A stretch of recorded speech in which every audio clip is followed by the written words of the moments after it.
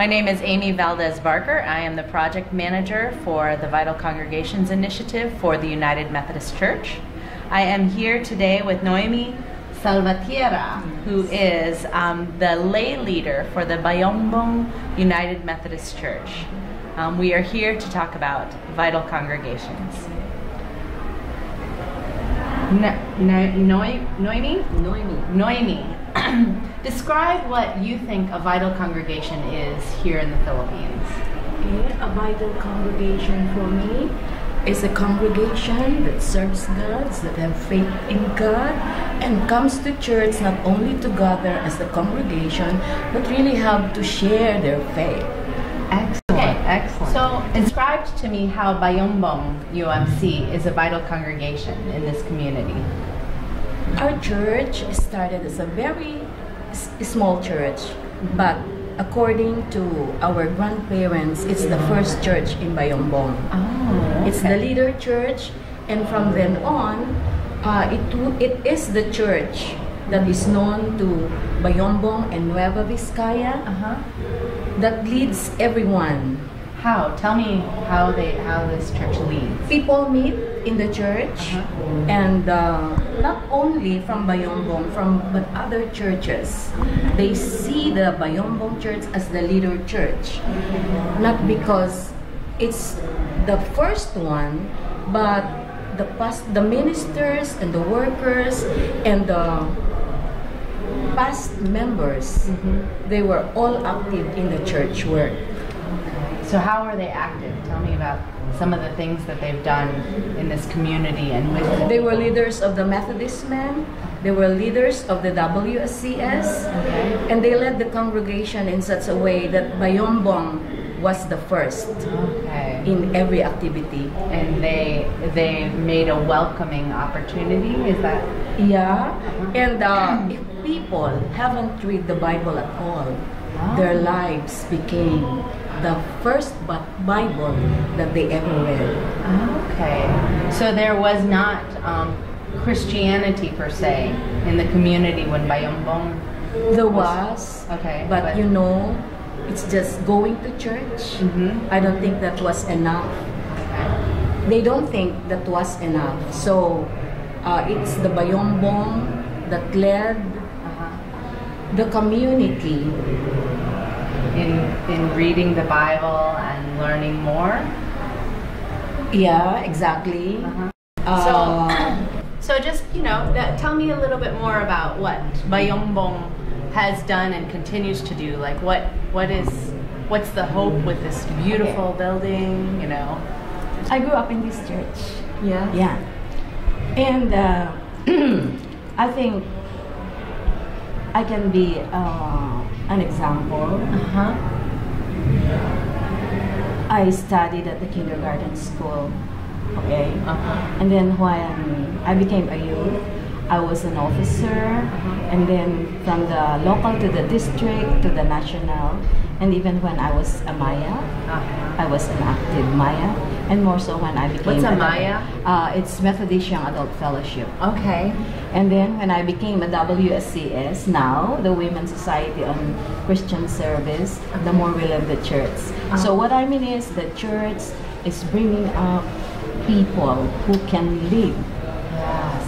The Methodists. Yes. So they have nurtured you since They you have were a nurtured child. me since I was a child, and so with the rest of the members of this congregation. So what makes you just love being a United Methodist? Well,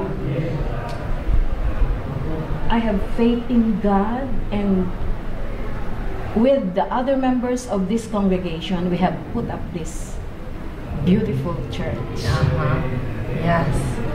Tell me about your experience yesterday. This is, we've been working a lot before the Philippine Central Conference. And the first time, I was at the second floor where I saw the sessions at the first floor. And I was seated with other observers. I felt like crying because I saw the beautiful church And I felt it was built purposely for the Philippine Central Conference, thinking that it's the first time it's being conducted outside Maya. The humble Bayombong United Methodist Church is here hosting it. And you know, I was alone, seated with strangers. I sent a message to my chairman, the chairman of the administrative board, and I said, Finn, I am here. I feel like crying because we have a beautiful church. And he responded, yes, Mana, our church touches our hearts and lifts our spirit. And I've been sharing this since yesterday. This community, this place has been a beacon of hope for you and your family, and to see all of the people gathered here together, celebrating their relationship with God, right? And lifting their voices in celebration. And you know, I've been working here with all the other members of the church, and this yesterday was the first time I felt it's really, I was so emotional. Oh. Yeah. So that's one of the great things. I mean, the hospitality that Bayombong UMC leaders have done is incredible. And you know, working committees were created. And these people, they are not ordinary people. They are doctors, they are dentists, and you can call any of them administrative officers, and they do the dirty work. They don't mind doing the dirty work, and that is what is good with the Bayombong UMC. We work together. You know, our chairman, he delegates the job, and he only meddles if there's a problem. He lets you do the work. Oh, so it's a blessing and a releasing, right? Yeah. There is cooperation, there is coordination, and if we had to stay here at night, we don't mind.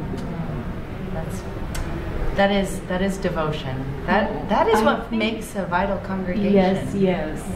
The people, the empowered people of God going out. And to think that we only started preparing last year. Wow. Okay? So they said it takes 4 years for a church to prepare to be a host, right? But we took the challenge. Yes. We felt that we can do it by God's grace. By God's grace. And that is what the Bayombong United Methodist is. Amen. That is the core of who we are and why we are United Methodists. And that is the core of being a vital congregation. Thank you so much, Ms. Salvatierra.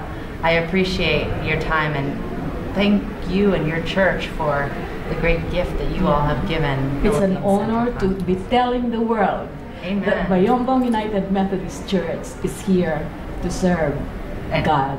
Amen. As a healthy and vital congregation for the United Methodist Church. God bless you. Thank you. Thank you.